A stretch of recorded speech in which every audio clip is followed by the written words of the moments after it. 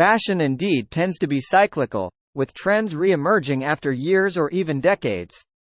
The revival of certain styles often reflects cultural nostalgia, a reinterpretation of past aesthetics, or a response to contemporary social and economic conditions. However, some fashion trends, like the enormous starch-filled net garments of the Elizabethan era, face significant barriers to revival in mainstream fashion. Let's explore why certain trends, like these Elizabethan garments, might remain out of vogue. First, make sure to subscribe to the History Luang channel for more intriguing insights into the past. And don't forget to leave a comment below, letting us know what other quirky historical fashions you're curious about. Now, let's get into it. Absolutely, in Elizabethan times, clothing served as a powerful symbol of social status, wealth, and power. The size and elaborateness of collars and ruffs were indeed initially associated with aristocracy.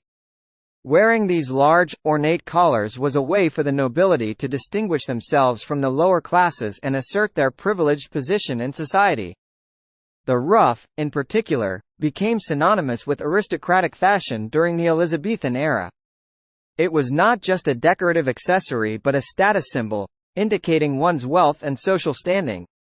The cost of the fabric, the labor required to maintain its shape, and the elaborate designs all contributed to the perception of the wearer as belonging to the upper echelons of society. Moreover, the discomfort and impracticality of wearing such large collars and ruffs further reinforced their association with privilege. The inability to perform manual labor while wearing them and the need for servants to assist with their maintenance highlighted the leisurely lifestyle of the aristocracy. In a society where hierarchical structures were rigidly defined, clothing played a crucial role in signaling one's place within that hierarchy. For the aristocracy, dressing extravagantly was not just a matter of personal taste but a means of asserting their dominance and reinforcing their social position. However, it's worth noting that fashion was not static even in Elizabethan times. As trends evolved and societal norms shifted, the meaning of clothing also changed. What started as a symbol of aristocratic privilege eventually became more widespread, as fashion trends filtered down to the lower classes, albeit in more simplified forms. Overall, the massive collars and ruffs of the Elizabethan era were indeed a reflection of the social dynamics of the time, where clothing served as a powerful tool for signaling status and identity. The practice of adding starch to a ruff to assist in its stiffness began in the Low Countries during the mid-1560s. In 1564, Mistress Dingen van der Plas brought this innovative technique to England. She started training garment makers, English women, and other interested parties in the use of starch to stiffen the fabric of their clothes. Notably, van der Plas's starch was completely transparent, which initially took English citizens by surprise. However, they quickly marveled at the discovery that adding a starch paste to freshly washed ruffs caused them to stand tall and allowed craftsmen to create intricate shapes by painstakingly folding the starched fabric. With the addition of starch, ruffs got bigger and more complex. Wires and boards hidden behind large folds were also used to support such architectural feats. By 1580, ruffs had grown so large they could extend the entire width of a noble person's shoulders, acting almost like parade floats. The introduction of starch allowed for even greater creativity and elaboration in ruff designs, contributing significantly to the iconic Elizabethan aesthetic.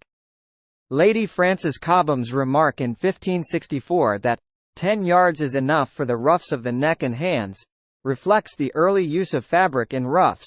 But as the century progressed, the amount of material used increased dramatically. By the 1580s, it was common for ruffs to require around 18 yards of material, with supporting wires, decorative edging, and elaborate ornamentation. Fashion, like life, is always evolving, and ruffs continued to morph throughout the decades. During the 1590s, women began wearing ruffs that were open in the front, framing their entire head while allowing them to bend their necks forward. This style, also adopted by some men, gave women the opportunity to show off their décolletage, particularly when paired with a figure-enhancing bodice. Later, from about 1625 to 1650, Women started wearing oval ruffs or large closed ruffs set in formal tubular pleats that spread laterally over the shoulders. These were usually accompanied by wide-brimmed beaver hats, a look that suggested readiness for both formal events and festive occasions. However, the material used to construct ruffs was fragile and could fall apart due to hot weather, rain, or body heat. As a result, many ruffs were single-use only, making them a costly fashion statement. Maintaining the shape and stiffness of these garments required considerable effort and skill, underscoring the wearer's wealth and status. Queen Elizabeth I played a significant role in popularizing and regulating ruffs. She is often associated with the trend of massive collars, not only because the era is named after her but also because she set the fashion standards of the day.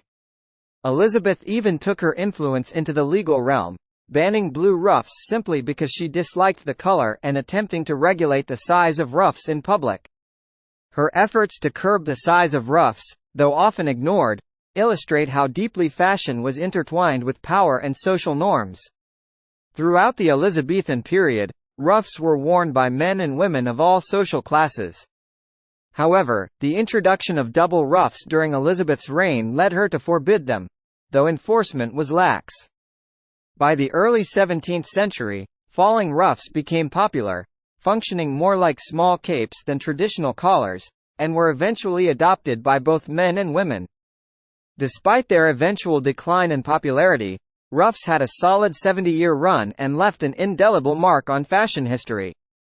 While it remains unlikely that such an impractical fashion trend will make a comeback, the ruff serves as a fascinating reminder of a time when fashion was a direct expression of social status and personal identity. Feel free to leave your thoughts in the comments and let us know what other historical fashion trends you'd like to explore. Don't forget to subscribe to the History Loang channel for more fascinating deep dives into the quirky, surprising, and sometimes bizarre aspects of history.